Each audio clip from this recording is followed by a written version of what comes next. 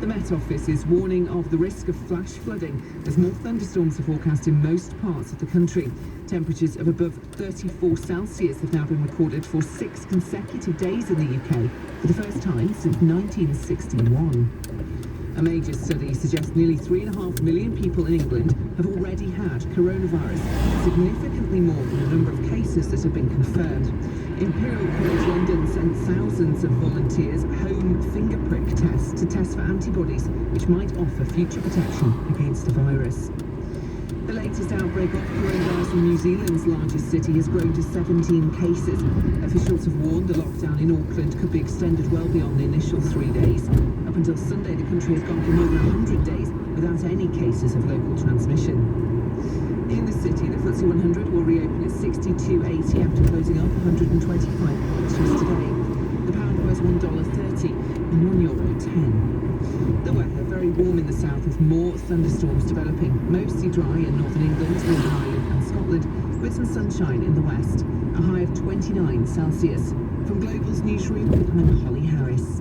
Many lenders use Experian's credit data to look at potential borrowers. But what exactly are they looking for? Thankfully, you can log on and look at you too. The lookie becomes the looker. You looking at them, looking at you. Look at that. And if you don't like the look of your credit score, look at ways to improve it. To look at your free credit score, look up experian.co.uk. T's and C's apply.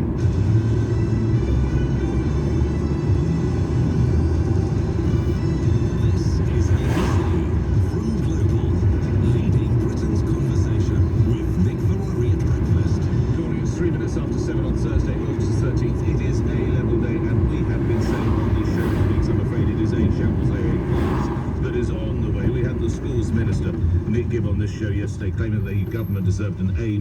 His education secretary, effectively his boss, Gavin Williamson. These actions are all focused about making sure that young people are able to succeed, and I won't apologise from the fact that we want to make these changes because we do believe they'll benefit young people. Well, we decided to have Mr. Williamson's work marked by one of his former teachers. My name is Peter Ashton. I'm a retired teacher, 40 years teaching experience.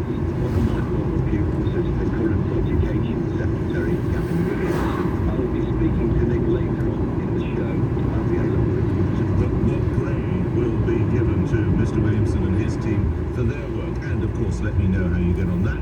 Admittedly, it's probably going to be in the next hour. We're going to start with the extraordinary war of words, or war between an ice cream manufacturer and senior members of the Conservative government. You did hear that correctly. Tragedy on the tracks. We're looking at what caused that accident. You heard details on the LBC News Bulletin up at Stonehaven.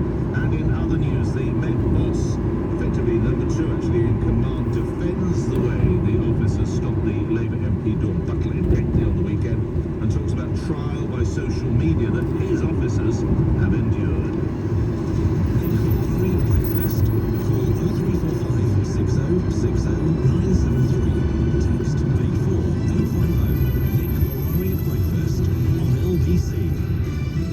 Just a quick note throughout the course of the day, as and when you get your grades, if you